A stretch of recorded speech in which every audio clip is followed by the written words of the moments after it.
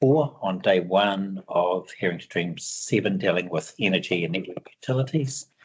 And we're in the post-afternoon tea session. And we're hearing from 5 submitters today, this afternoon. Infant Council, Yosha, Elizabeth, South Wairarapa Advisory Group, and Greater Wellington Regional Council. And you on the short sword to go first? Yes, I'm going first. Okay. Ladies first. Have done and over with. Right. And do we have some material that you've prepared? Yeah. Yeah, just been emailed.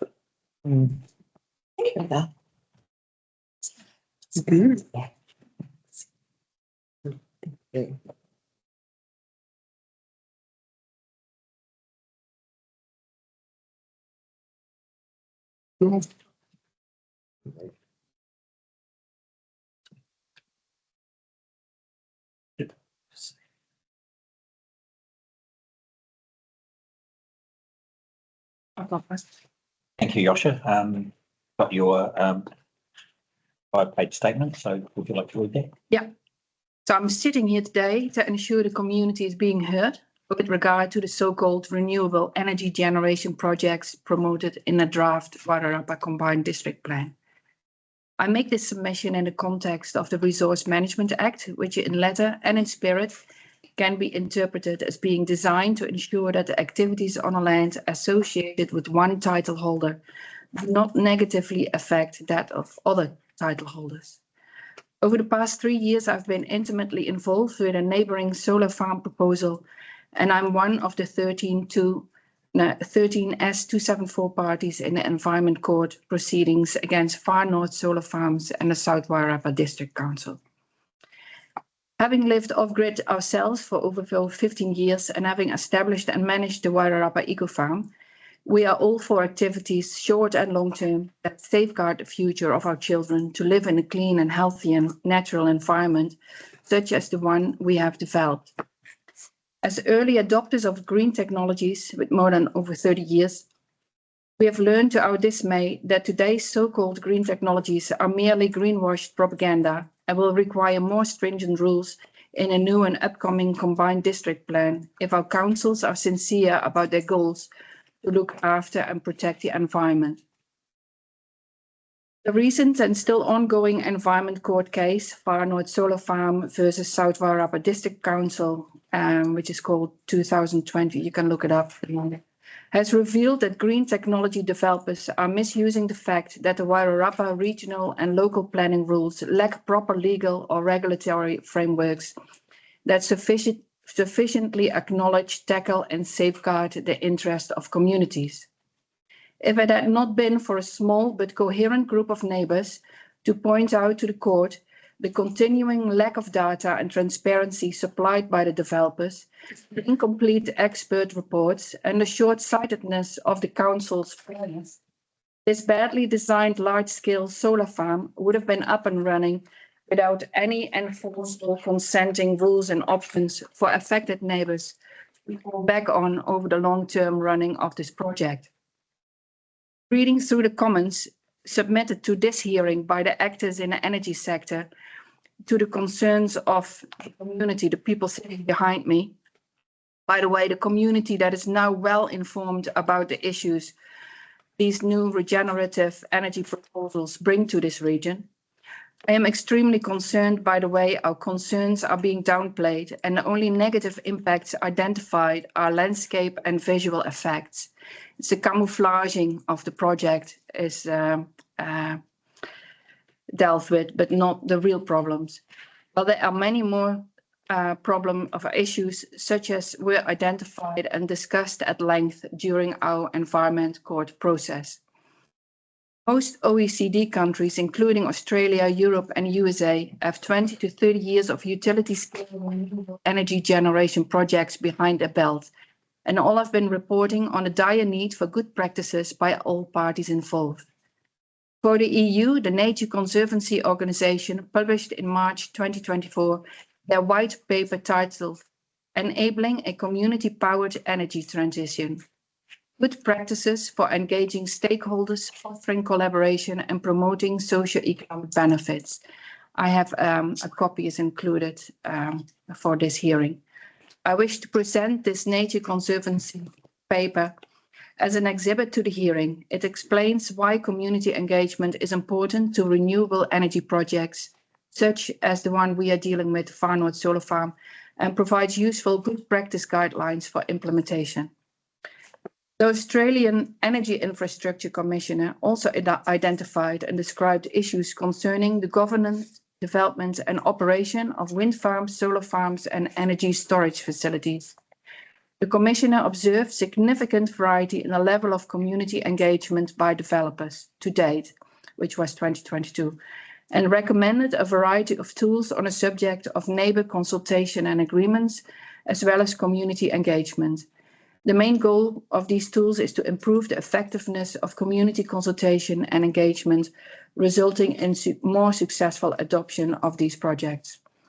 Both the current and proposed combined district plan, in my view, lack any understanding of the impacts to the community, and neither does it is there anything about a participatory process in there. Having to go to court, as we did, is, in my view, the last step a community member should have to take, and it should be prevented at all costs. It's expensive, it's energy draining, and has an extremely negative focus. Just like the Australian Energy Infrastructure Commissioner, I do not believe our individual or combined district councils can best safeguard these issues on a case-by-case basis.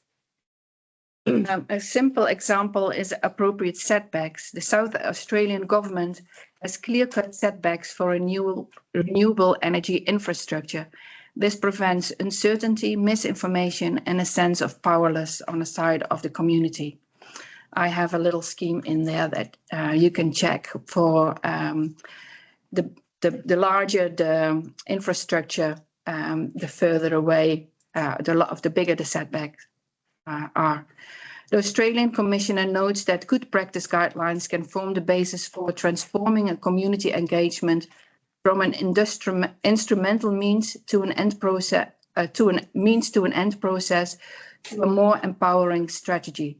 It is important for community engagement strategies to emphasize procedural and distributive justice as the substantive rationale, ensuring that communities derive tangible benefits from the engagement process.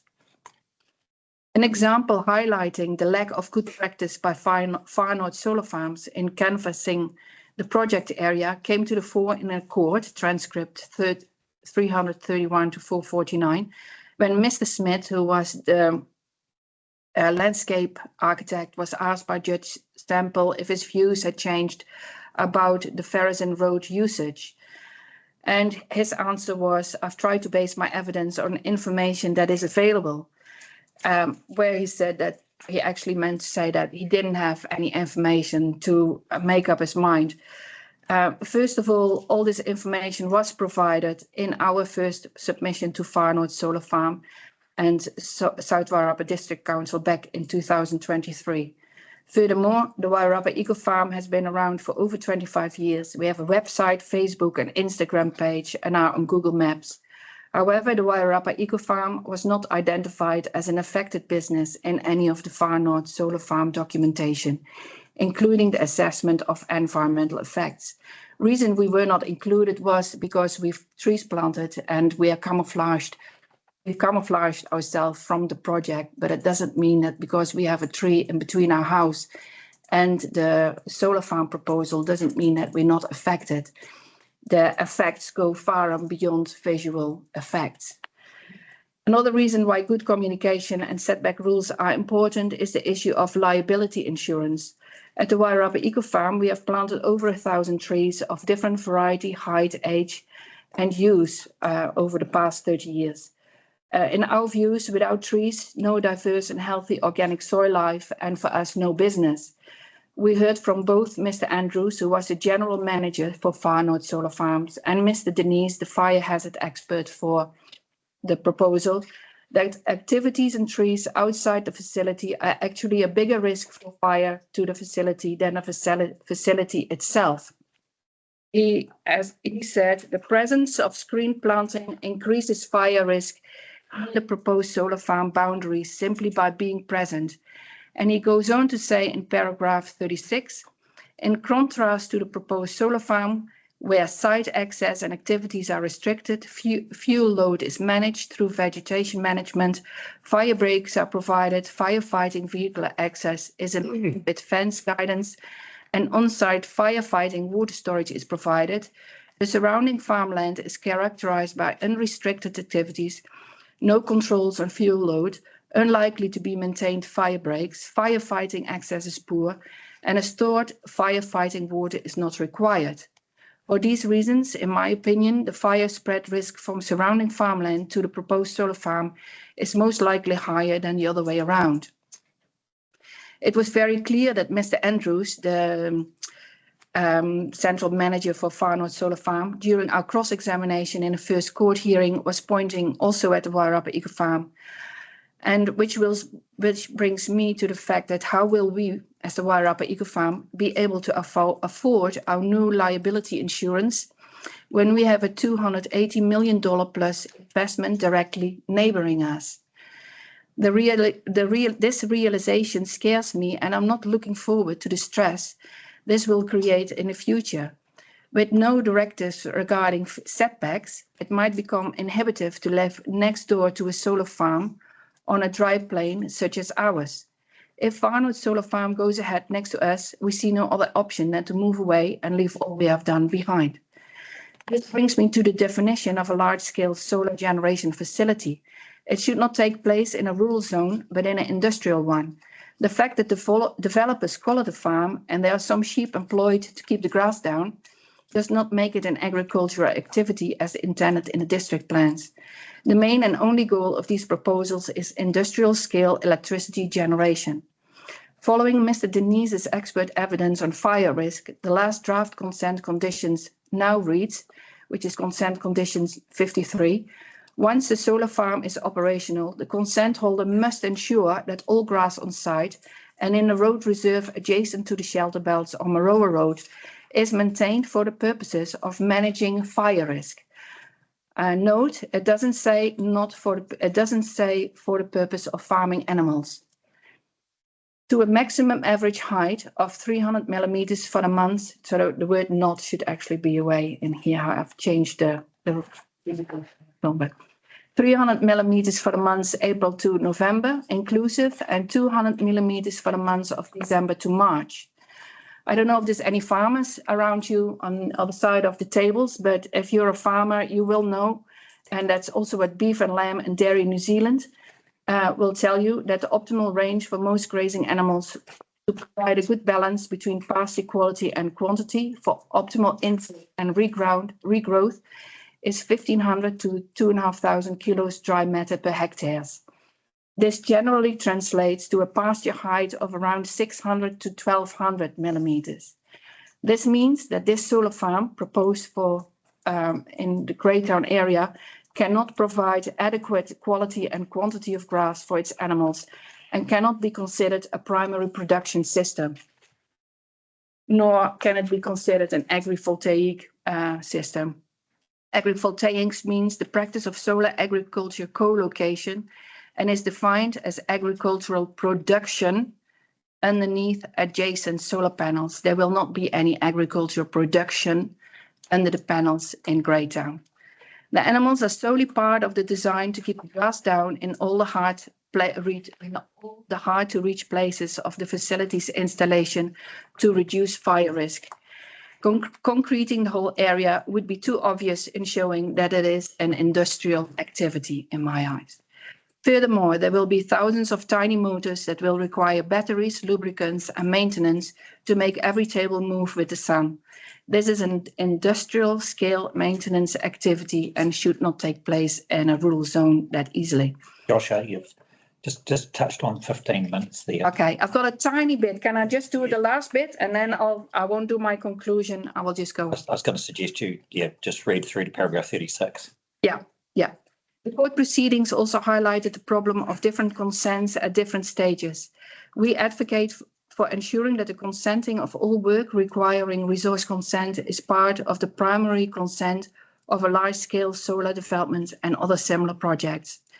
That all works associated with the development and operation of a large-scale solar development requiring resource consent, such as a regional council consents, battery storage energy systems that are utilized by a large-scale solar development, whether or not they are under separate ownership, road crossings, new entrances and subdivisions are declared under the primary consent for the large-scale solar development or other similar scale projects, especially where there is a related environmental impact. Further, no related resource consent is to be progressed or issued until the primary consent has been worked through to minimize site works or similar happenings prior to the primary consent being reviewed/decided on. This maintains the integrity of a large-scale solar development by treating all works requiring consent as part of the primary content. The example with the Greyhound Solar Farm, Far North Solar Farms have not applied for a BES under their current consent in their direct referral to the court. A land brokerage company, however, who secures land for renewable energy companies called Rock Solid in Sydney, delivered leaflets to 3 properties on Bidwell's Cutting Road opposite the Far North Solar Farm site, looking for land suitable for a BES. A connection for solar and BES is under investigation, stage completed 5%, on a Transpower new generation connection pipeline for the Greytown substation. If Transpower approves this connection to the grid and Far North Solar Farms wants to use this BES for the operation of its solar development, we want the BES resource consent to be part of the Far North Solar Farm, especially as Far North Solar Farm has specifically stated in court on several occasions that they are not installing battery banks within their project, which does not reflect when a generation would be most valuable through the winter evening when the sun is not shining. And adjacent to the site is an application for a BES that has their own environmental impact. I find this last bit important. I just wanted to highlight that because there's another example. A neighboring gun club started off with a consent for just a clubhouse that was going to be bigger than 25 square meters and ended up years later with a resource consent to just discharge to the environment for shooting with lead, which what they initially stated they would not need. Thank you so much. Any questions? Just say from panel members. Right? I've got a couple of brief questions.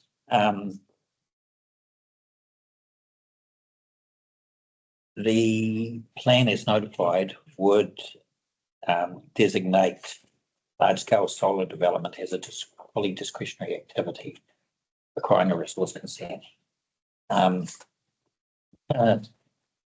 Presumably, you would support that rule framework in the proposed plan. Sorry, can you say that again? The proposed plan lists large-scale solar developments as a fully discretionary activity. So they need a resource consent. Fully discretionary means that all matters are to be considered, and the application can be declined or for conditions.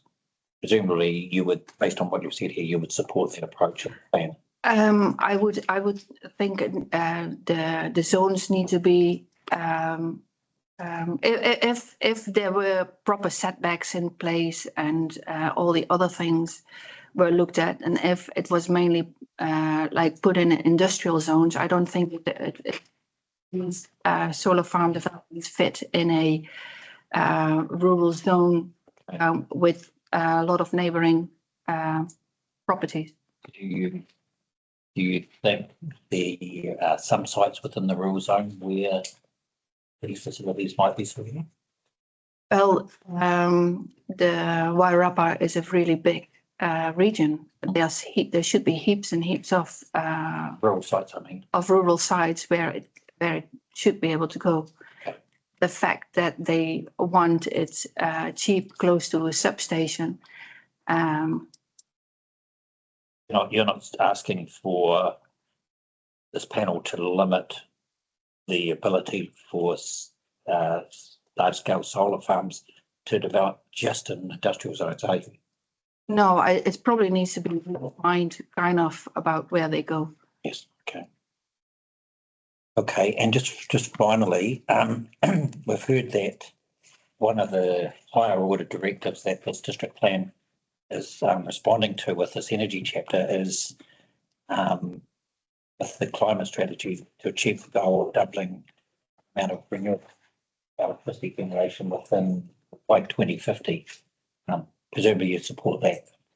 I used to do, but if I now look at that, actually the panels, we found out during our court process that actually most of the panels start leaching toxic waste, that it needs a whole lot of copper lines, that regenerative energy like it is now is not going to solve our issues. And that's probably why in America and the large data centers are now starting to look at nuclear, because they know that just renewables are not going to solve our issues unless we're all starting to use less electricity. Your stuff.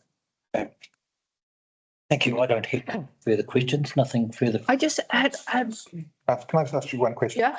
So the activity status is discretionary in the rural zone, and everything is up for discussion. The fact that you're going through the process you're going through now, does that not suggest that the plan is working in terms of the way that you're going through the process in court? No, So because where's it wrong? because the South Wairarapa district plan would, if we had not stood up, the solar farm would have gone ahead. But not everyone is able to stand up like us. And we were actually lucky that Far North Solar Farm went to the Environment Court for a direct referral. I don't think if South Wairarapa had approved the consent, I don't think we would have been able to muster the finances and everything to take Far North to solar. With respect of the question that the councillor asked you, what he was asking you was discretionary activity status gives the opportunity for people to lodge a submission. Whether people have the resources or otherwise is not something that we can have any jurisdiction over. It's about providing that opportunity. So what Commissioner Plummer is saying is, as a fully discretionary activity, submitters, neighbours or further afield have the opportunity to lodge a submission. Isn't that what you're seeking? No. Okay. Okay, so What are you? What are you? Yeah, maybe it is called. Is that called what are we seeking? Discretionary is best. Yeah. But I was going to cover this in my. Yeah. It's basically because it just refers back to the standard zone rules. There's no good start for the application, for the applicants. Let's save that. We'll ask you this question. Yeah. No further questions? Yeah, I just had just one little bit that I quickly added at the back of my point E. Under ENG Rule 8, non-renewable electricity generation activities, it states all zones activity status non-compliant. And I was just wondering, does that mean that under the new plan, council can prohibit any personal or business petrol generator when it sees fit? It's not out of scope. It's not small scale. It's not actually. That's you personally. That's personal. Excuse me, just when do you expect the decision of the Environment Court? Well, it's just Yeah.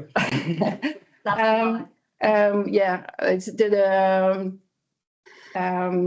lawyer for, how do we call it, for Far North and for the South Wairarapa District Council have just asked for another extension to put in their new draft consents, and they now expect that this coming Wednesday, and then it's up to the court to make a decision. So end of 2025.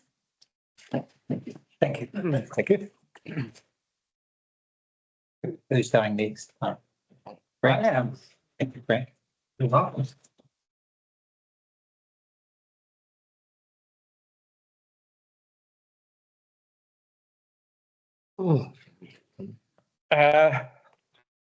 Lots of different things. First and foremost, I know you're all absorbed with your paperwork and everything, but I'm here because I care.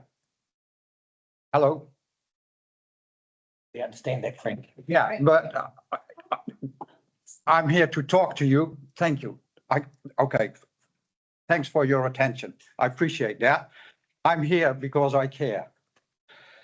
And I'm under the assumption that every single one of you cares as well. Yep. And I'm pointing this out because I've got 30 years of experience with land use and soil and water pollution and environmental microbiology and farming. And not just on paper, but I'm also doing it.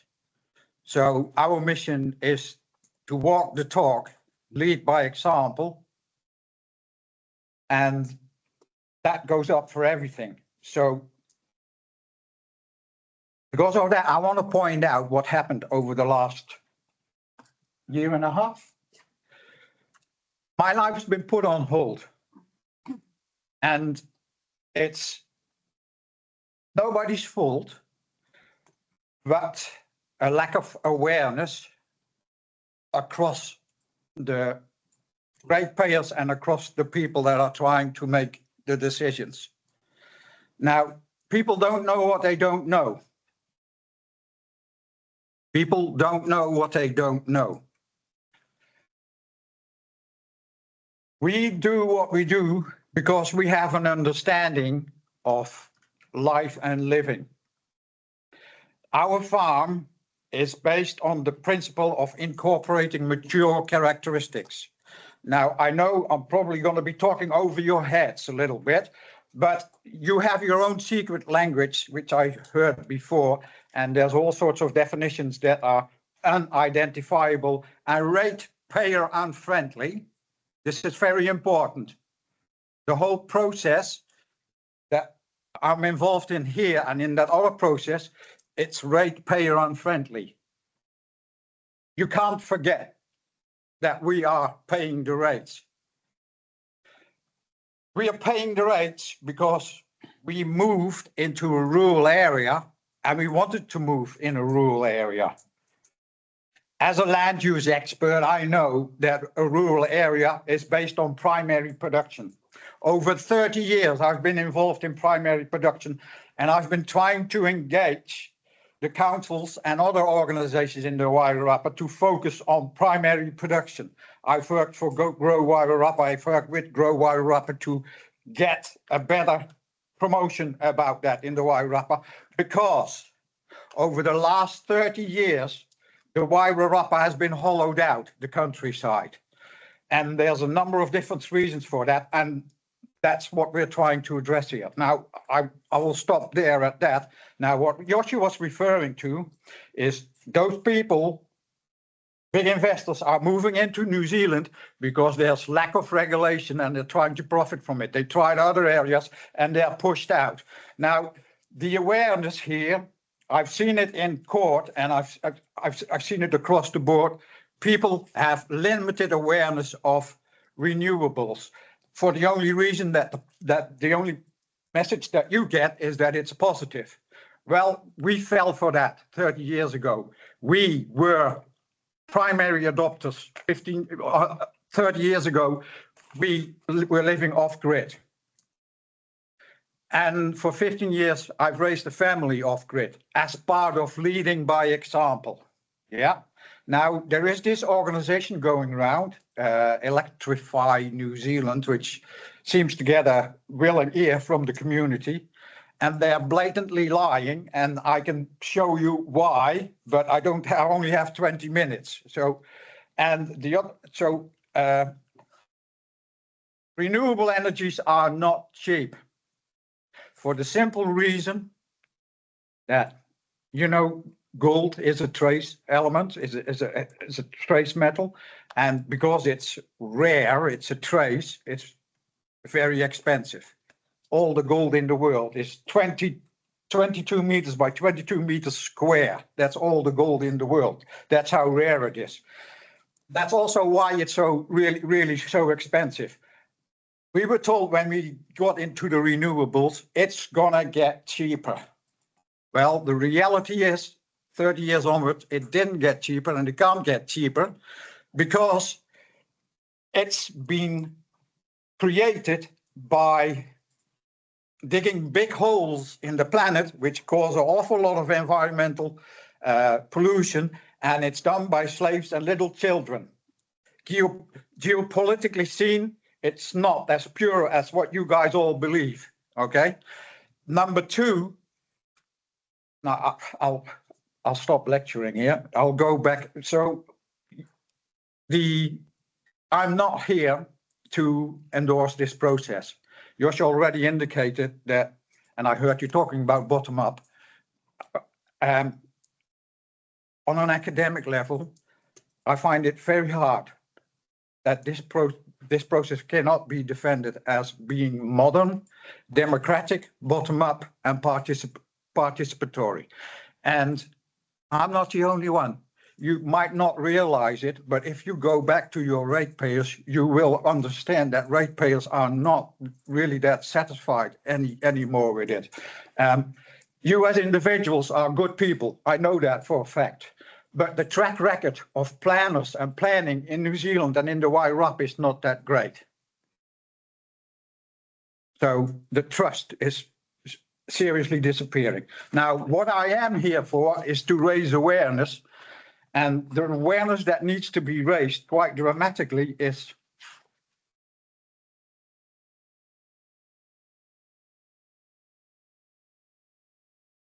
sorry, I need to calm down.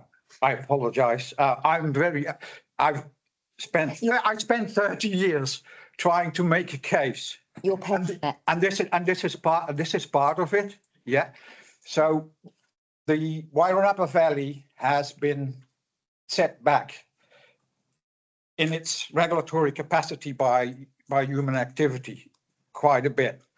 And our idea is to bring back that regulatory capacity.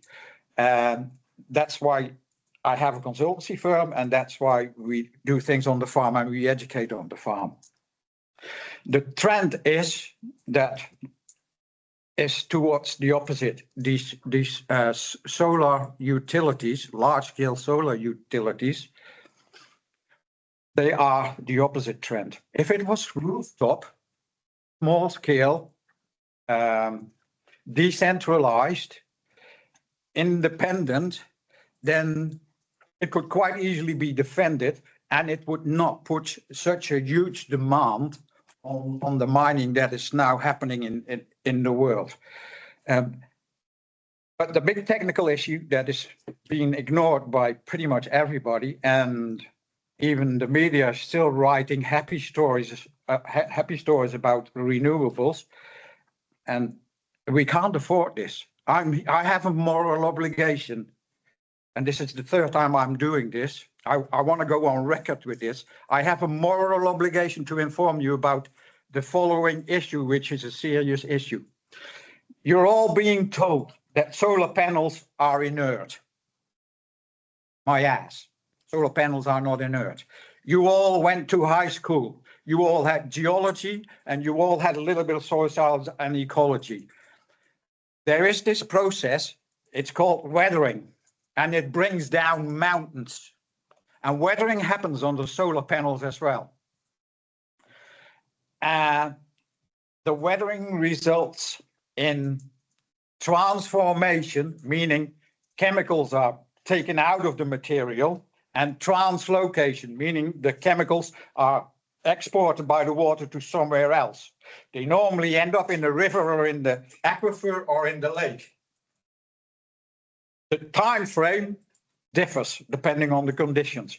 Now, in case you don't take me seriously, here's a little report about a global insurance broker clarifying how solar panels are being weathered. This is, you can look this up. Well, I'm not here to convince you. You can all look this up yourself anyway. But so there's micro cracks occurring in the solar panels, in the glass panels. These cell fractures are common. This is an insurance broker. Cell fractures are common issues faced by solar panel manufacturers and system owners alike. before and after installation. Manufacturing defects can usually be attributed to poor quality or process control. The environmental conditions that can cause microcracks in solar PV systems include, and now there's a list of what you at school had learned as weathering processes: thermal cycling, variation of temperature between night and day, humidity and freezing, cyclic or dynamic pressure loads and wind loading. Can I ask a question? Can I ask you a question? Because and I understand what you're saying, and I respect your passion here. The district plan sets out the rules for what you can and can't do, and if you can't do, then a process that's to be followed, right? I know. Okay. Yeah. So what you're arguing here, the most we can do, would you say that most people then have a right to apply to do things? I do. Okay. And I have a right to raise awareness. Absolutely. Completely agree with you. So the district plan then sets the rules around. In fact, I have more obligation How here. that process works between you saying no and somebody saying, I want to try this. Yeah, that's your problem. Fine. Hang on. So by putting this into the discretionary mode gives you an opportunity to make your argument against this proposal or any other proposal that has a discretionary thing. It's the hardest structure we can, because we're not here to make a decision about yes to this project or no to that project. We're here to set the rules about how people go about applying the process. And so by putting a discretionary activity on it is the hardest and the most open and transparent way, because it then enables anyone to object or any affected person to object. And exactly. So the information you're providing us is not useful for us here, but needs to be used in the argument against a project, and in this case. Okay, Does that make sense to you? No, it doesn't make sense to me. I told you beforehand, I'm here to raise awareness. It's my moral obligation to warn you what's going on, because you are the decision makers and you have a track record of making poor decisions with regards to the rural area in the Wairarapa. In the last 80, from the 1980s, you had 40 market gardens and you had 40 orchards. And there was a lively economy here based on diversity, and that's all disappeared. That is done by planners and you guys in council. I think you're missing. We're going to have to shut this down a little bit. You can shut me down. I'm not shutting you down. That's your prerogative. I would still like to continue and put out my warning, because this is serious stuff. Just before you do, Frank, just understand what our role is here. We are appointed, please. We are appointed commissioners, independent commissioners, who are accredited under the Making Good Decisions course. Some of us are councillors, not everyone. In fact, the majority are not councillors. We have an obligation to hear everyone and to make decisions accordingly about the planning framework affecting things like renewables. Okay. Now, to help us, and to use the best use of your time, and you're at the 20 minutes already. What is I got no problem in stopping here. Oh. I just want you to know that I've already put 3 warnings out that you run a serious risk of polluting the aquifers and the water wells and everybody else in this area, and you're not even want to hear it. But look, Frank, what is the? You make the call. It's your call. There is probably consequences from a ratepayer's point of view. Frank, you would be helpful to us if you could tell us the decision that you want us to make in relation to the planning provisions and the proposed plan. That's the only jurisdiction that we have. So That's really simple. tell us what you want. That's really simple. Like you, I want a bottom-up approach, but I want a proper bottom-up approach. And that probably is going to be too hard for you guys, because that means you have to change the system. What is that bottom-up approach? What does that look like in terms of rules and policies and objectives in the district plan? It goes to the extent that you sit down together, you gather all the information that is relevant, and then you have a look at it and you make a decision together. Okay, well, that's, Now, the problem that I'm having with the current processes is that, and I told it when I started, there's a lack of awareness. And there's no two ways about it. There's 13 people here that can call themselves experts. And I genuinely mean that. There's 13 people here that call themselves experts. The reality check should be go and listen to those 13 people because they've spent hours and hours looking at this matter, and you guys are too thin spread trying to deal with all sorts of other topics. You need to be able to go back to these ratepayers and listen to them very carefully. thank you. Is there anything further you want to add in terms of the relief that you as a submitter want this panel to take into account? Yeah, I think when Joshua was talking, I don't think anybody was listening about the consequences of the insurance stuff. These large-scale investments bring large costs for the neighbors that on top of the rates, which seem to be increasing all the time, cannot be afforded. So basically, you're pushing everybody out of the region. Frank, please don't yell. Frank, a fully discretionary activity will enable, It's a nice definition, and you can hang on to you can keep on hiding behind your discretionary, whatever it is. But I'm telling you, there is a high risk of pollution of the soil, water, and the environment. And I've told you now, it's on your account. It's on your account. That's what it is. Frank, can I ask you one final question? One final question. Based on what you've said, it sounds like you would like this panel to make a decision that would prohibit solar farms establishing within the Wairarapa district in the future. No, so there's an individual option. So first of all, Large scale, I'm talking about large scale solar farms. That's what your submission relates to. Is that it needs to be seriously reconsidered with the information that's now available, if it is indeed an option.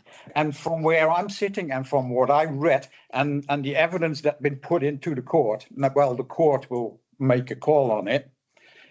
There is an activity status in the Resource Management Act called prohibited activity.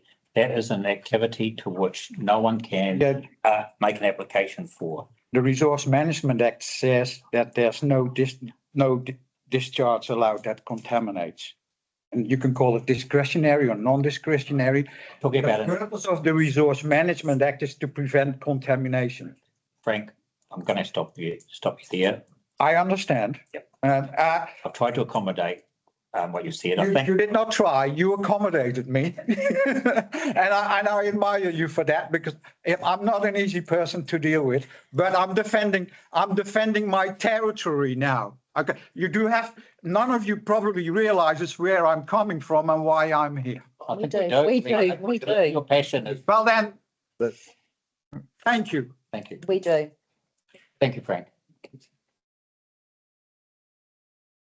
The third submitter. Oh. Hey. Is Maybe. thank you, Elizabeth. We've got your recirculated. I've just got a couple.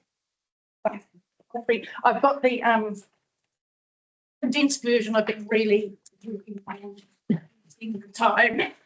There's one or two little extra things in it, so I've made. Oh, sorry.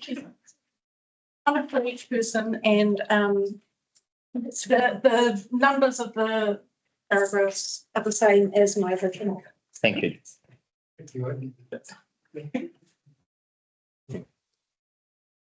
Right.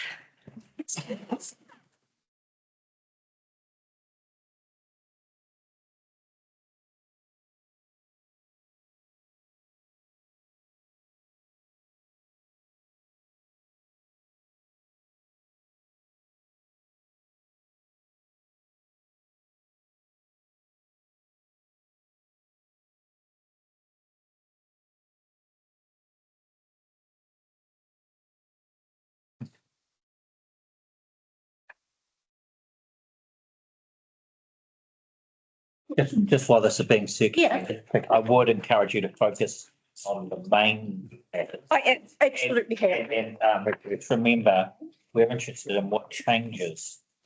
We understand the issue. Oh, I've focused on the plan itself. That's On the the best district use, plans. Yeah. the best use of your time. Thank Yeah. you. Oh, thanks. Wasn't supposed to be in that section. Thank you. That's my original topic. Right. Thank you. I know you've got my previous stuff. I really need to emphasise the Henderson Daly report on the study on plants grow that they found leachates under solar panels and panels that are 9.5 years old. That's really important because all the other studies have been on younger panels. No longer than 5 years. And that's why the other studies have not found leachates. It takes time and it's quite. So solar arrays have permanent negative consequences for soil bodies, plant life, ecosystems, animals and people. It's imperative to site solar power plants with care and on suitable sites. Mr. Henderson has advised implications of his study and leachates will pass into soils, water races and aquifers. There is no method of mitigation or remedy, so this must be avoided. It is necessary for this district plan to produce an overlay map of Wairarapa aquifers. The aquifer overlay should be added to district-wide matters and in the relative policies. The national policy statements don't override the requirements for council to manage adverse effects. You still have to take into account for the national policy statement of freshwater management, which says prioritising the health and wellbeing of water bodies, then the essential needs of people, followed by other uses. Each site for solar power generation be required to provide an assessment by a suitably trained expert on the effects of soil, water and ecology. I agree with the addition of highly productive land in the Martinborough overlay. I would also like to include the earthquake fault line overlay, especially because solar panels have got made of glass. We are hearing material on the earthquake fault overlay in a subsequent hearing. Brilliant. Overlays may severely restrict the placement of solar power plants, but I do not believe that constitutes a lack of provision for such plants. It allows the council to fulfil its obligations, stewardship of valuable finite natural resources, care of the health and well-being of communities, and responsibly provide for renewable energy. The IPCC states climate change initiatives must not be at the expense of food production. There's negative effects. This proposed plan just doesn't include enough. The solar power generation effects is leaching toxic forever chemicals, visual and amenity impacts, ceaseless noise annoyance, altered wind control, glint and glare, excuse me, increased heat, possible wireless connectivity interference, sensitivity issues, including negative impacts on some businesses, biodiversity impacts, serious impacts from fire events. These must be included into the introduction and all proposed objective policies, rules and standards as needed to address the effects of solar power generation. Interference on wireless transmissions can occur. I would have really liked to have been to have asked the gentleman earlier. There is no other protection for residents should this occur, as law only covers transmitted interference, not physical interference on transmission. No resident should be left unable to contact emergency services, operate their business, access banking, or be socially isolated. Anyway, had a thought in the middle of that. Some proposals could make it uneconomical or unsafe for some residents to occupy their existing sites. And I quote a Wellington precedent. Heat Island study given, I really want to, look, the study I gave you is a community scale facility of only 1 hectare. It radiated heat to a distance of 300 metres. Immediate neighbours will be well within that envelope. Proposed projects in the Wairarapa are 10 to 250 times larger than that study. Heat effects must be included in the district plan. A consideration of the cumulative effects should also be written into the policies. Hence the county ordinance, which is just really good reading. I really hope you read it. It shows effects, clear guidance for companies seeking consents, assurance for residents on how these consents will be considered and managed. Our district plan should provide similar certainty to this community. Community and large-scale power generation must be discretionary and notified. And I include the community one in that because it has the same effects. You're allowing up to 10 hectares in community scale. Or even 1 hectare, but still got the same effects. Still going to leach stuff into the soil and water. The council can choose to specify an activity to be publicly notified, and I give the rule. I also feel that consultations with other bodies would help clarify issues at the start of the application process, because it's taken so long because the applications are so bloody terrible. They're just not given enough guidance as to what's appropriate. Introductory text and the other. I've got an added quote, just for balance. The weight to be given to the national policy statements is neither predetermined relative to other matters that a local authority is also obliged to have regard to, nor does it lessen the obligation of the local authority to apply the provisions of Part 2 of the RMA. This actually will provide readers a better understanding that there is a hierarchy of documents and the national policy statements don't override everything. There should be a requirement for all equipment to be fully disclosed prior to consent, otherwise how can the application for consent be accurately assessed? These are all issues that we've been coming up with in court. And if this had been dealt with in an early stage, it wouldn't have taken over 2 years. Paragraph 8 defines 3 design constraints of solar power plants, and none of which are true. And basically, they just should be removed. Large-scale renewable energy generation activity definition, the words battery energy storage systems should be removed. It's just factually incorrect and should be amended. BESS can be owned and operated by separate companies to generation companies. And I have also added this use of upgrade issue in relation to power generation. It's unclear. The definition relates to the network utilities. Its use then lacks clarity as to what it encompasses, which is what we've heard. Renewable generation should not be able to increase capacity. This is particularly solar. I know you've been looking at wind, but man, if they allow that for solar, it increases all the effects. I can tell you now without speaking out, the panel does not have an appetite for making the changes to that the 2 witnesses from the energy companies referred to in relation to wind power. Yeah. I think I think you've been covering that, but I just thought at the moment it does include solar. Objectives and policies. I've got remove the word activities, because activities is just wide ranging. What activity they could claim anything's an activity under their requirements. So I just think it lacks clarity. Effects lists are incomplete in P2, P3 and P4. New technologies may also have unforeseen effects, and that needs to be accounted for. There's nothing there. And operational 2, the phrase operational and functional needs should be removed, as council is already providing for this activity in objective N01. And again, I've got remove the word upgrade. Rules, impacts on porous soils above shallow aquifers needs to be added. In rule 4, also the accumulation of all impacts. There's no matters of discretion listed for large-scale solar, which is discretional. It's crucial that the policies then list all the effects and also allow for effects that may be identified long-term.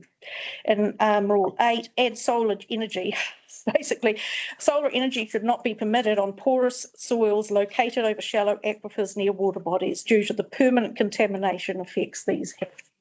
And if you can get Mr. Henderson's report from South Wairarapa about how the impacts of the leachate will go straight into our drinking water. I would really urge you to read that. The rule RX and rule 6 in the network utilities. Basically, to me, the energy chapter is all about renewable energy generation, and in fact, it could be named energy generation chapter. Battery storage is not a component of energy generation. It is a separate activity and not necessarily part of a generation facility. That they are choosing to incorporate them as a choice, and they're actually putting a secondary operation into their facility. And I actually think it should be in network utilities, basically. It's really about the loads and timings loads into the national grid. BESS facilities have very different effects and risks associated with them than a substation. A cut and pasted substation rule is not sufficient. A BESS rule should be written in regard to the following issues, and especially about those sizes of buildings. It seems to have no relation to large-scale batteries. But anyway, when you read this rule, it basically, well, I refer you to this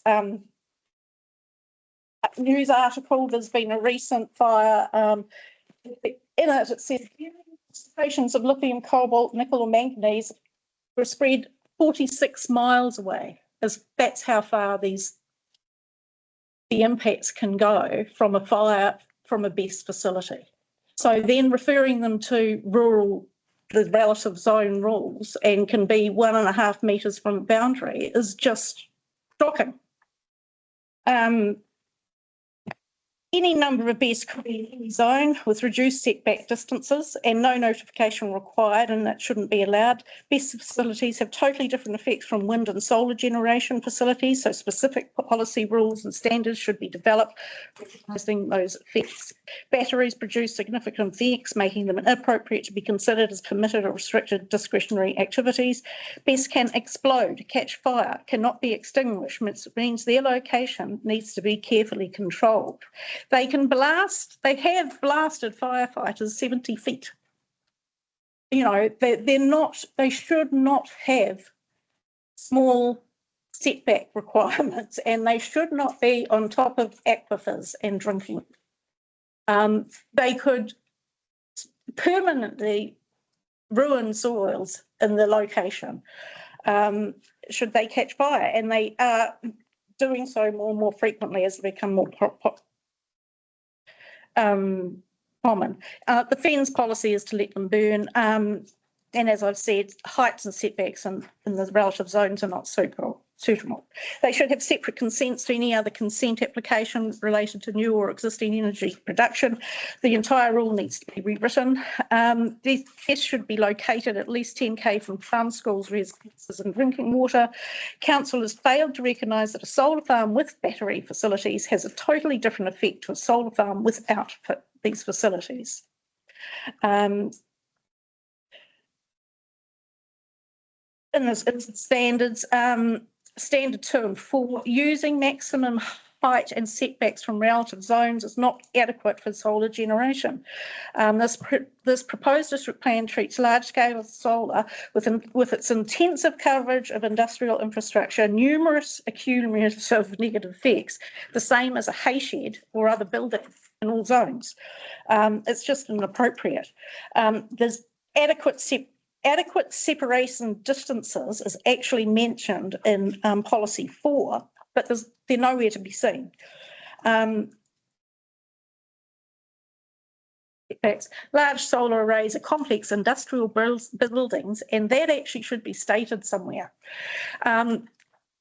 It may be discretionary, but this gives no appropriate starting point for an applicant and will generate more objections and shift the onus onto communities to get appropriate heights and setbacks, if of course they even get notified. And I request the use of Spencer County standards, 300 metres from non-participating property lines, 3k's from schools, 3k's from wells and bores, 30 metres from roads. and private airstrips should be actually acknowledged and an agreement come to. Basically, these setbacks mitigate nearly all negative effects, apart from the leaching. But then if you've got your water overlays where there's sensitive soil, porous soils and aquifers, then they can be sited properly. So if you gave these companies appropriate setbacks, there'd be less argument. There'd be less to contest. South Wairarapa District Council's toxicity expert, Dr. Bull, said, I am of the view that once the land is entered, had become a solar farm, it would be an industrial scale activity and therefore a commercial industrial standard should be applied to it. And I agree, it's common sense, but there's just no mention in the proposed district plan of anything in the sort. Far North in the Environment Court continually refuted even the word infrastructure regarding solar generation plant. They did not want to define solar arrays as buildings or industrial, or that they had footprints or even have a site coverage. Can you believe it? I mean, unless they will try to get out of everything, as though solar power plants are some ethereal being where no label fits and therefore no rules or standards fit either. And the current proposed district plan appears to enable this attitude.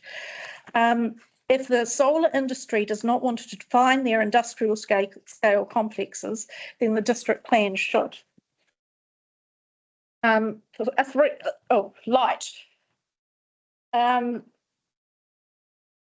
Let's just go. A 300 metre setback coupled with appropriate visual screening would almost eliminate glint and glare from the ground. Glint and glare reports should be required and outdoor lighting restricted. Lowered noise levels should be imposed. It would just be impossible, to live with that continual buzz. There's no accounting for the impact of ceaseless noise. And if you're going to be including batteries in this, it'll be 24-hour noise, not just daylight noise. The 300 metre setbacks, noise would cease to be an issue for neighbouring residences. So that's it. Steele. Thank you, Elizabeth. There's a lot in there and I've taken a lot of notes. I've got two questions. First is on large scale solar farm. Yep. The matters that you've listed in paragraph 8. Okay, yep. Are all the sort of all the effects. And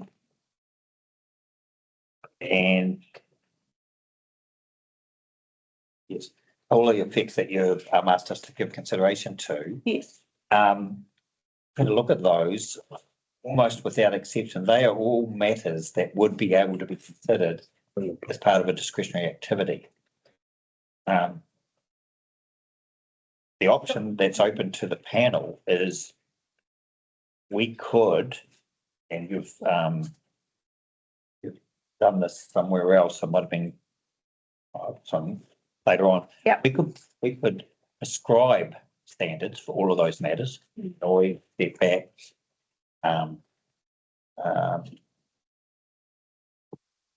fire standards, glint and glare controls. We could take a prescriptive approach to those and enable solar farms to establish if they met those.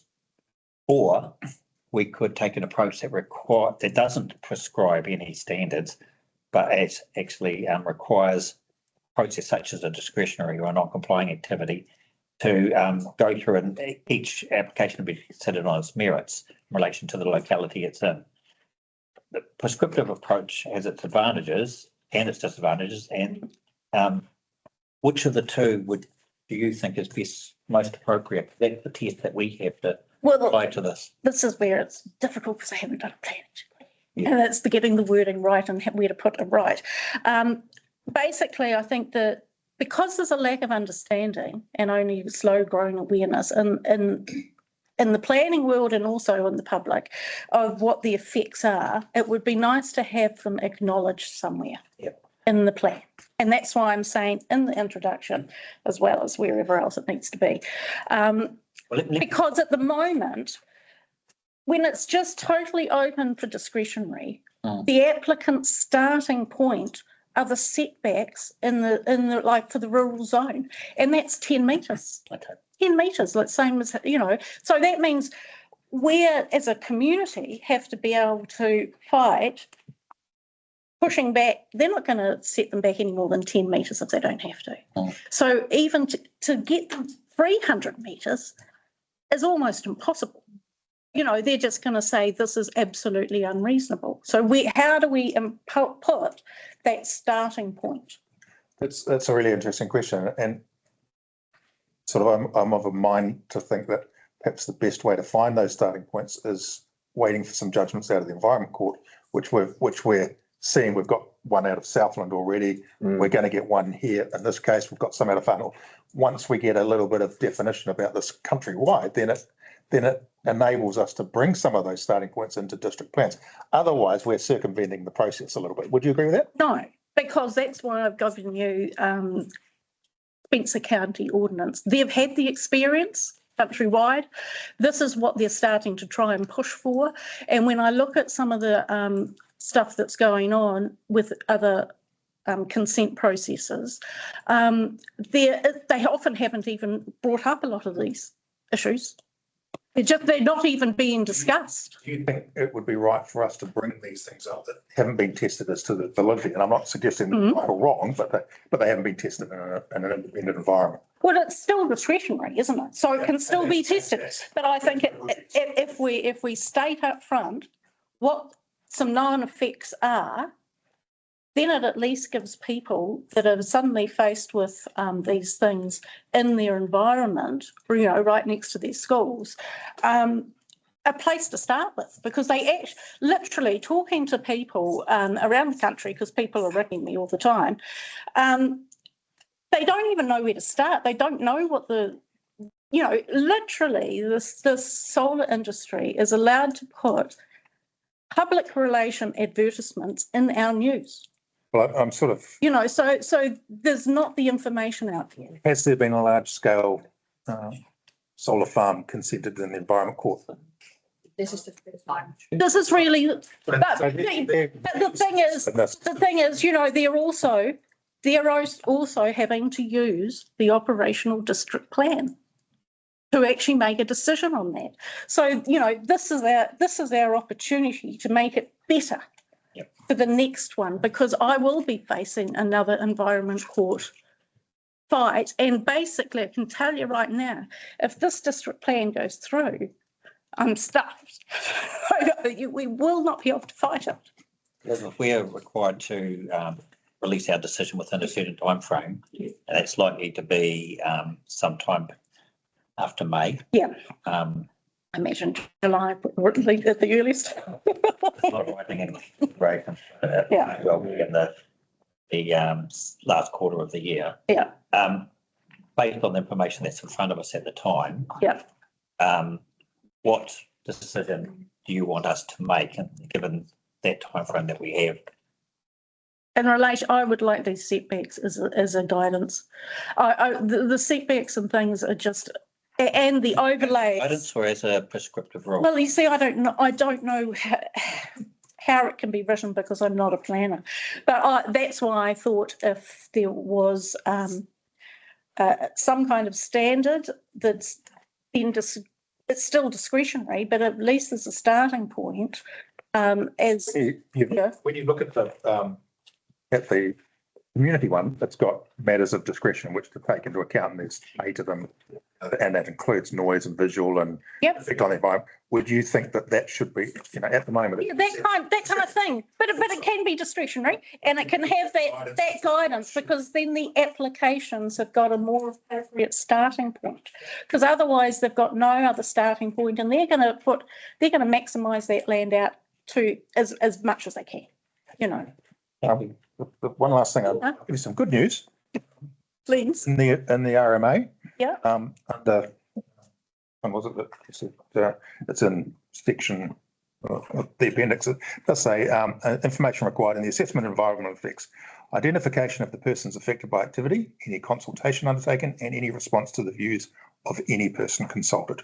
So they must consult Yes, I know. But is it- But it's not, it wasn't the concentration of affected persons. I was suggesting, I think you mentioned in 42A, that they should be required to actually start with the district council, you know, whether they need other consent. Maybe the wrong. And consult with some other, you know, authorities so that they, you know, even the telecommunications, you know, if the district plan as it stands now, they can go up as high as 12 metres. And an even 6 metre increase to solar panels will make it more and more possible that people will be left without telecommunications.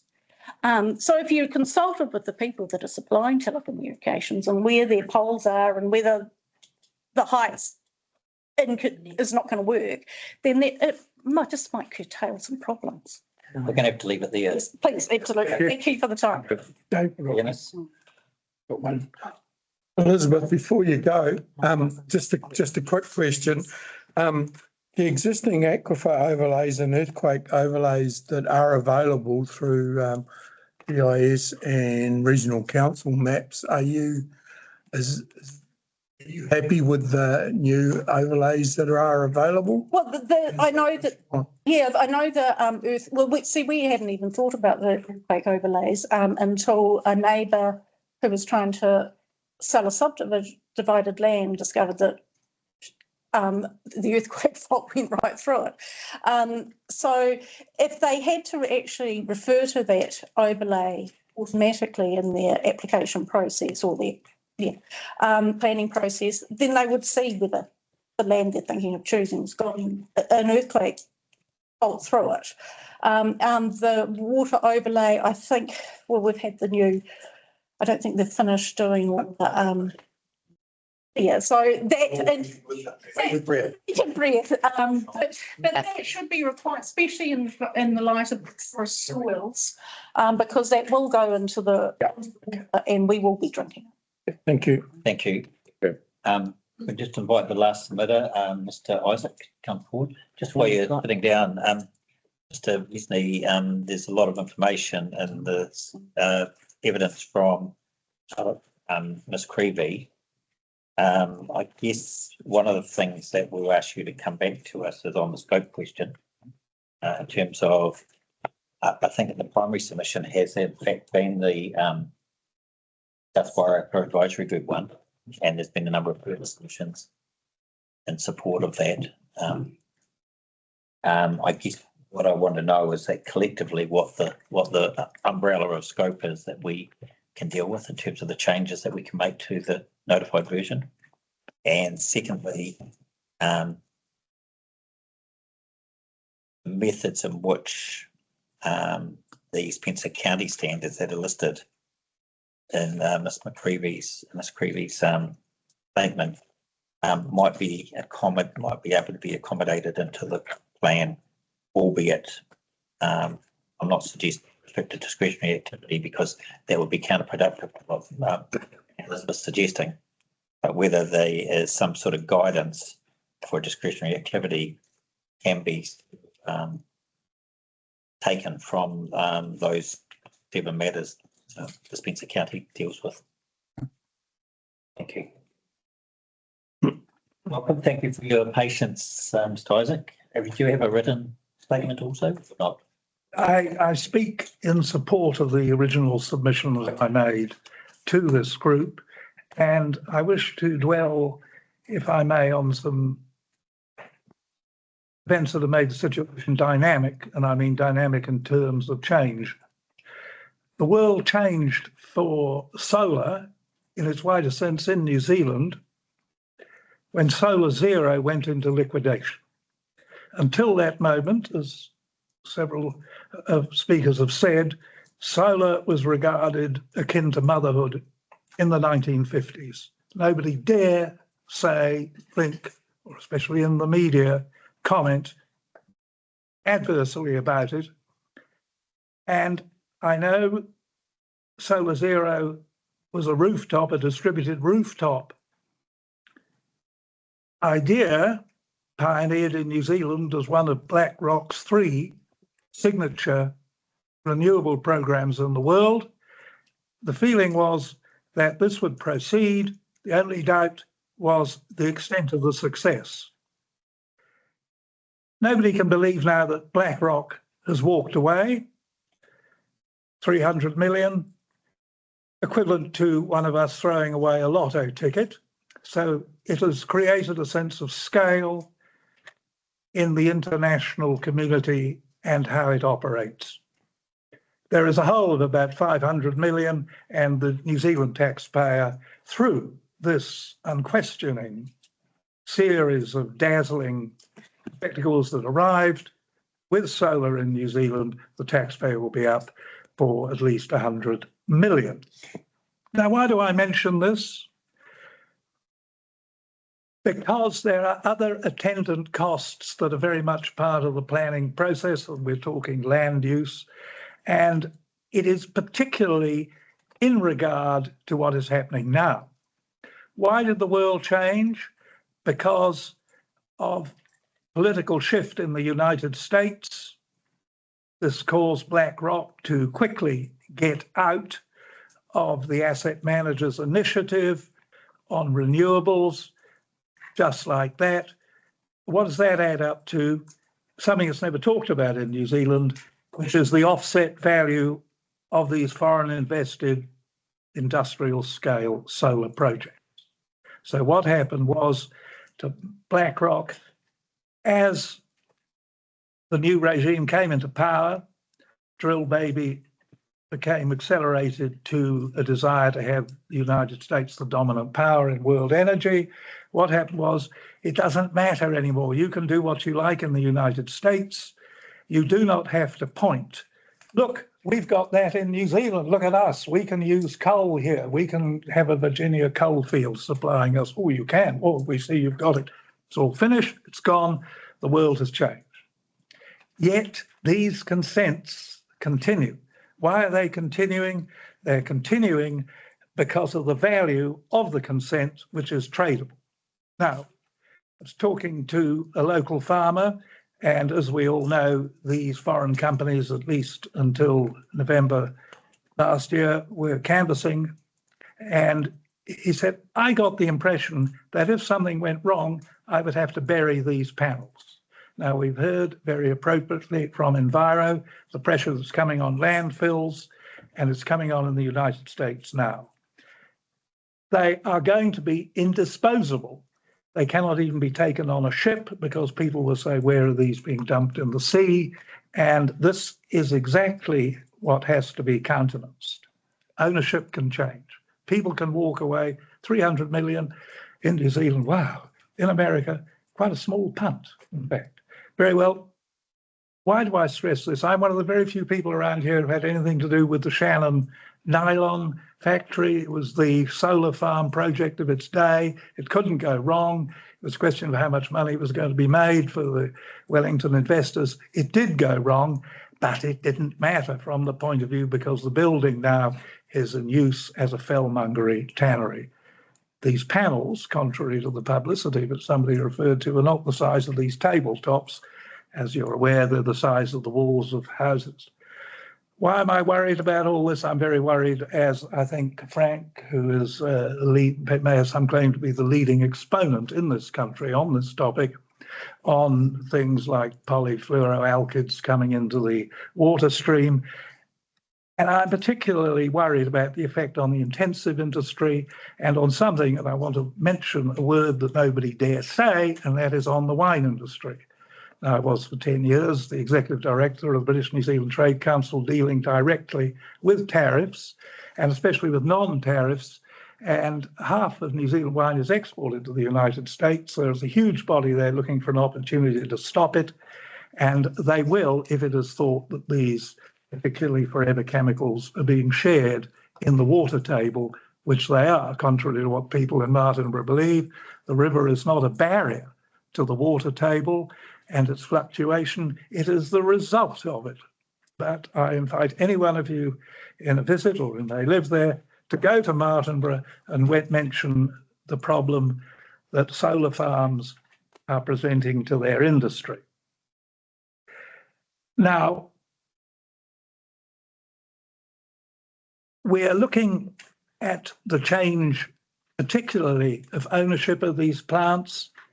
And that is what is going to come up. And there is going to be no particular emphasis on removing this vast plant. Who is going to get the installations off all the roofs, particularly in the South Island? Nobody knows. Nobody wants to talk about it because of the taboo that still goes over the emotional elements of solar. I don't know quite why, because one of the deepest secrets, governmental secrets, was 2 years ago when New Zealand hit 93% renewables, putting it alongside Iceland. They hushed that one up because of the utter belief that cultural value that solar projects had. Now, we have been through the environmental court, as you know, and it's taken a year. SWAG has been working for 3 years. And one of the first things we found out in terms of knowledge, that there was no knowledge. We consulted experts who consulted other experts who consulted other experts. And we came back to having to formulate our environmental court approach, which took place up here, up the road in the Copthorne and in Wellington, and refining our roles. And we were very pleased to have been commended by the Judge Semple, who said, I was very pleased because it justified the immense amount of work that so many had put in on this. I said, thank you for the work that you have put in, for the submissions that you have provided, and for the clear way that you've presented it to us. Our job is hard, and the way in which you've conducted yourselves has made that easy, and thank you. And this was an approach, I have to say, of method and order, only partially due to any of my intervention. It was the determination of our members to dig out the facts. And we have one of them here who may reasonably describe himself as a world expert on fire. And it was through him, for example, we learned that you cannot put out an electrical fire, it merely accelerates it. And I refer to Diandra Hettiger, former area manager here, engineering manager for electrical, and some of you may wish to contact him afterwards. I wish now to look, and I think rightly it is a tendency to waffle on. I want to look at the topics for rules for these large-scale solar developments known as farms, as you continue with your deliberation. Design issues, setbacks, bunding and landscape screening, the construction issues, hours of work, dust, operational issues, dust, lighting, noise, and we refer to Maroa Road there. The effect on potable water, waste management of cracked panels, where are they going to go? Who's going to take them? You're not going to get them into a landfill. Complaints processes, decommissioning that I've been over, natural hazards. We still remember Hurricane Gabriel, and I remember having inspected it shortly after one very large scale ISO container full of engine blocks that was swept 2 kilometres downstream.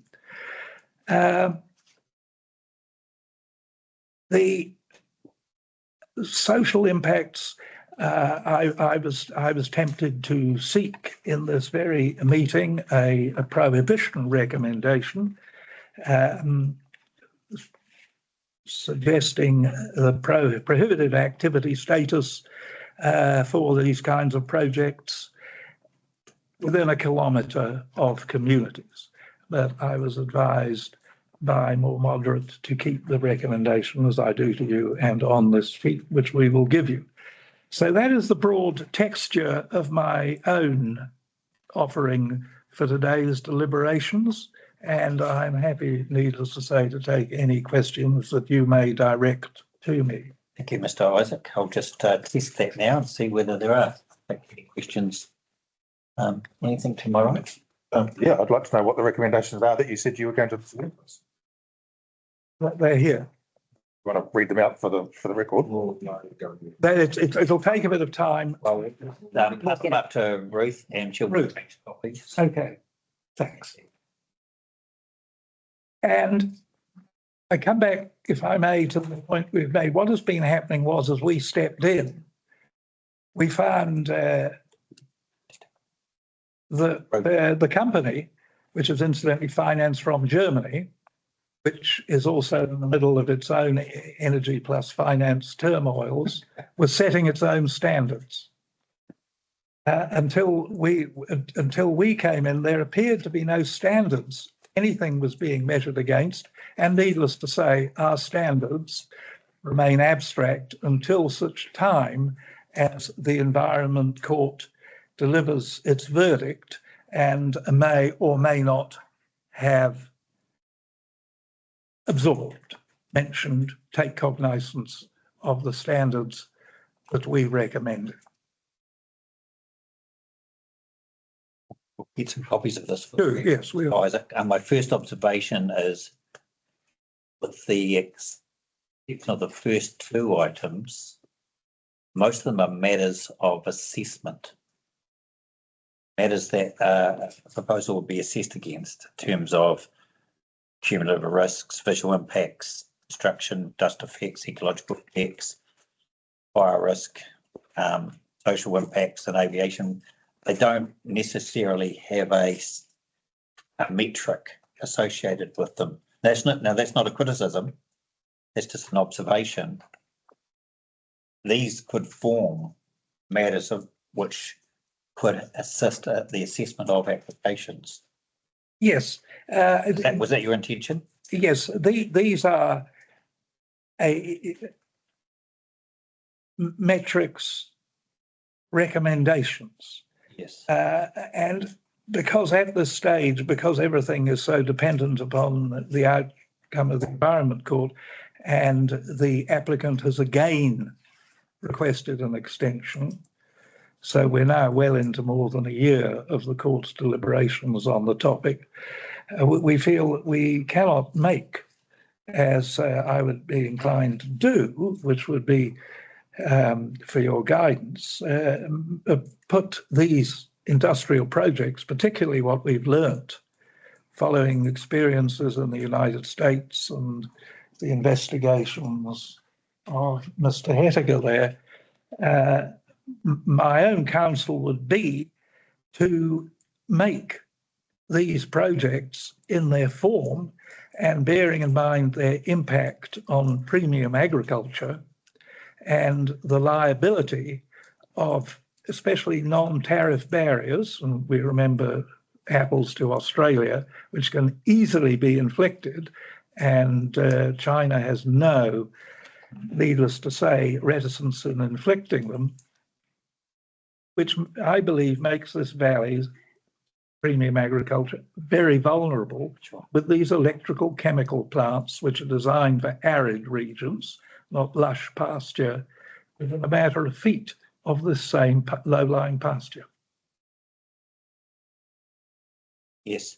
I will ask Mr. Wesney to assess these and to report back to him on this.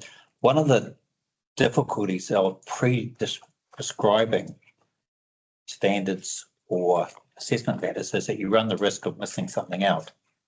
You know, that's the adage of once the list is established, it's already out of date because it's forgotten something. That's one of the benefits of not having a list of matters and leaving it open for all matters to be considered. And that's one of the benefits of discretionary activity. But I will leave that for Mr. Wesney to consider. That's a very useful list. We'll get that copied. And Ruth, can we put that on the webpage, please? Yeah. I'll just check if there are any further questions. Right. Thank you, Mr. Isaac. Thank you. Right, and that concludes this particular section dealing with solar farms. I'm just checking, Ms. Bangy, are you still with us? Yes, I'm here. I'm here. Thank you for your patience. You are the last submitter for today. Yes. We apologise for the delays, but thank you for staying online. I'm just going to simply invite you to speak to your submission and tell us what you want us to hear. Thank you very much. Tēnā koutou, everyone. My name is Remo Bungie. I'm a Senior Policy Advisor at Greater Wellington. I have prepared my evidence on behalf of Greater Wellington on these matters of energy and network utilities. I need to note that I also am an expert on the matters of ecosystems and Indigenous biodiversity on Hearing Stream 6.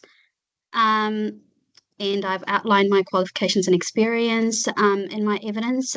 Thank you very, very much for this opportunity to speak to my evidence on this hearing stream, and to the reporting officers for their response to the date.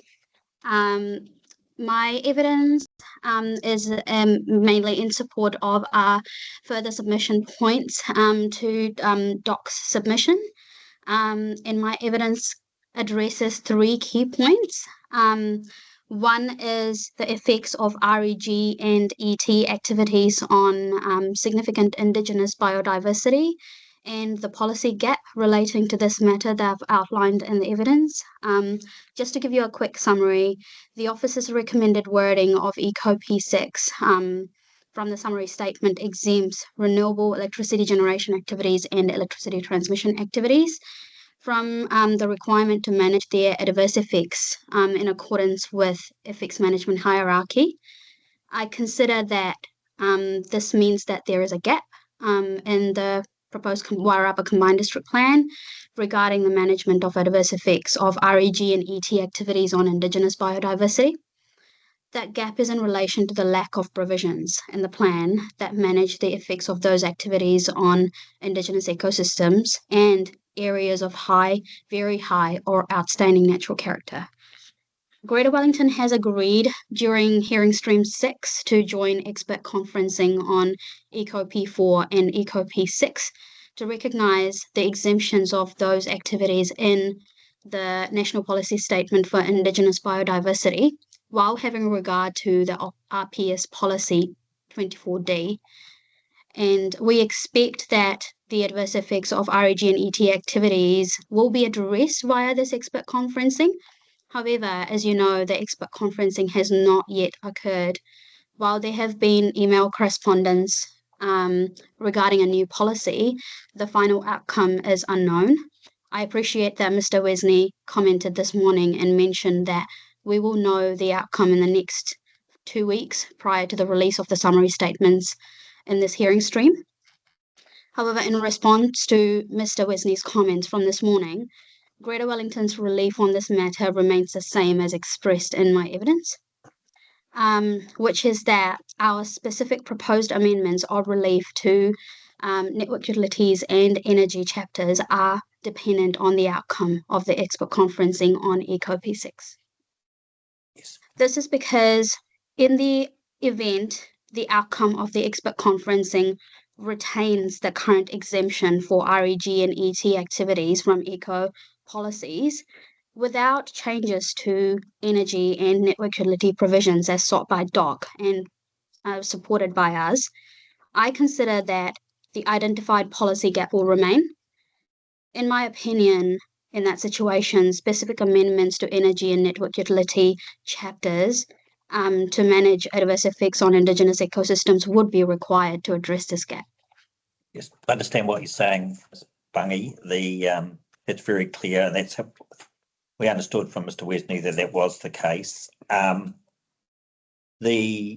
Going back to the eco hearings, the NPSIE does anticipate exemptions, though, doesn't it, for ET and REG?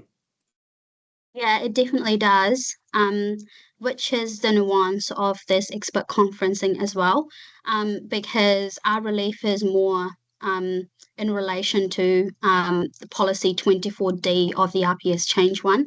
And I understand that the policy 24D is currently under appeal, and Combined Wairarapa District Plan would still need to have regard to the policy 24D. Yes. The nuances that the policy 24D was put in place specifically to address this gap in the RPS as well. There is a potential reason why the REG and ET activities were exempted from the NPSIB because the potential intention was to address them in the new NPSs for renewable energy generation, which have not come out yet, and they are yet to come out mid this year. So policy 24D, our team have worked with the ministries and have implemented the draft NPS renewable electricity generation into the policy 24D, and which is there to bridge that gap, and which is the reason why we are seeking this relief. Okay, no, I understand. I was led to believe at the eco hearings that it was a matter of getting the wording right for the policy B4 and B6, as opposed to any substantive disagreement on what was to be achieved.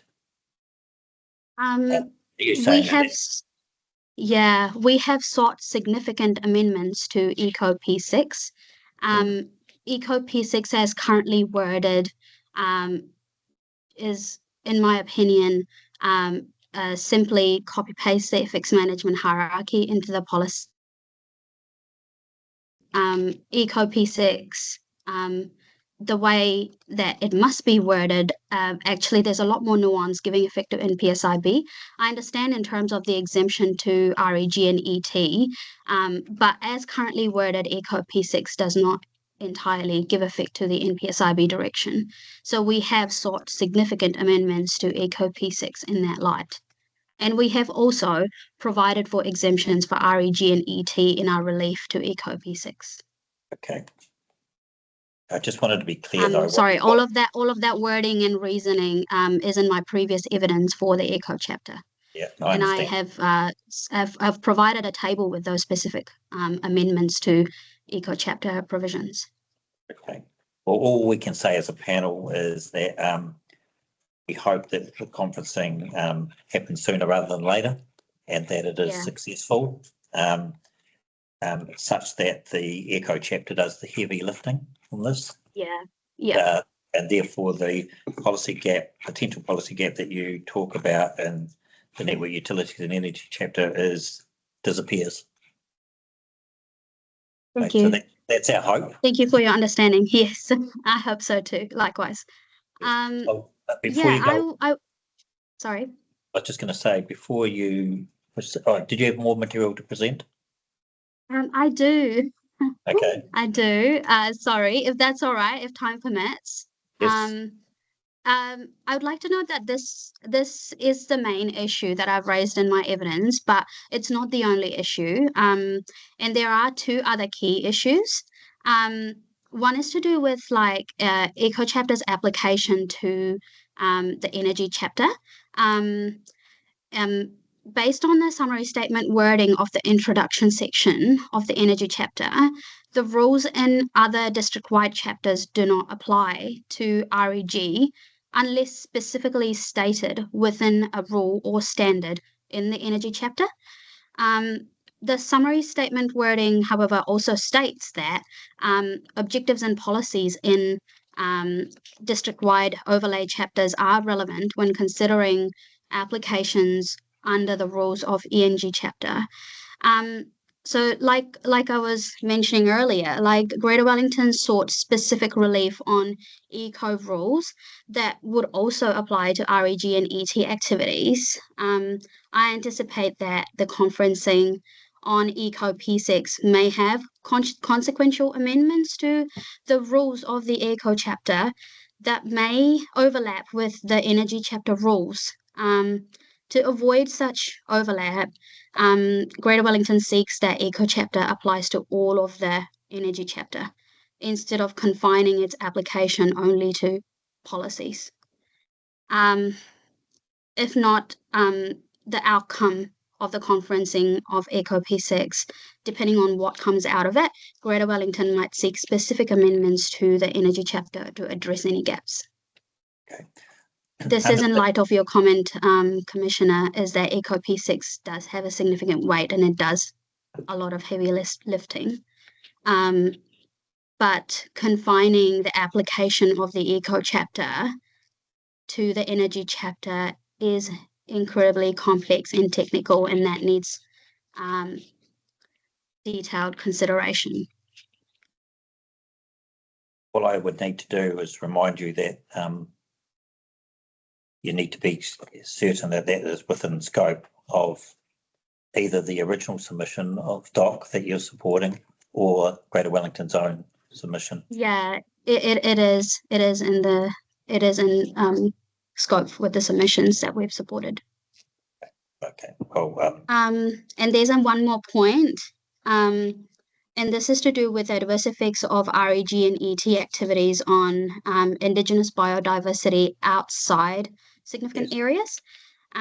First of all, thank you to Mr. Wesney for commenting on the aspect that Energy Policy 4, as drafted currently, is intended to apply only to significant natural areas. However, the Eco P8 applies to adverse effects on Indigenous biodiversity outside SNAs as well. In my opinion, this could cause interpretation issues as there are two policies in different chapters managing adverse effects on other Indigenous biodiversity in different ways. So Greater Wellington sought specific relief to Eco P8 to address this, and I have explained in my evidence to this hearing stream that the adverse effects outside significant natural areas on Indigenous biodiversity must be managed in accordance with RPS Change 1 Policy IE2A. IE2A basically requires that adverse effects of REG and ET activities are avoided, remedied, and mitigated to the extent practicable. And any other proposed activities, which in this case would be network utilities, must manage their significant adverse effects by applying effects management hierarchy. is that Ms. Bangy, is that rule subject to an appeal? Yes, it is subject to an appeal. So which is but the district plan must have regard to it. Yes. In light of these how much regard we have to it? How much regard we have to it depends on how much weight we place on it. Yeah, we it's a tricky question, that one, because it needs to be considered, and in light of Eco P6, we are using the RPS wording as a base wording, coming up with new drafting for a new policy in light of Eco P6. And I'm not saying that I'm proposing that we use the exact wording in the policy IE2A, but IE2A gives us a great indication of the direction that combines both the exemption that's in NPSIB for REG activities, as well as providing for a stringent management hierarchy for other network utility activities, which is the reason why I think that it would be clearer to address this direction through Eco P8 as opposed to Energy P4. That's certainly in line with the comment I made earlier about the eco provisions doing the heavy lifting. So yeah. Okay. Look, I understand that. These are really eco issues though. And all I can say is sooner we can get the conferencing underway with the 5 parties, the better. Yeah, I agree, and I understand that. Thank you. Okay. Anything? No. Okay. Thank you, Ms. Spangy. Thanks for your patience and thanks for the clarity. Mr. Wesney, was there anything arising from that? Okay. It's down for conferencing. Yes. Okay. Well, that brings us to the adjournment of today's hearing for the time being. Thank you everyone for your participation, and we'll be returning now for hearing number 8 today week, the 24th. I'm doing instruction. Thank you very much. Thank you. Good, Jenny. Thank you all.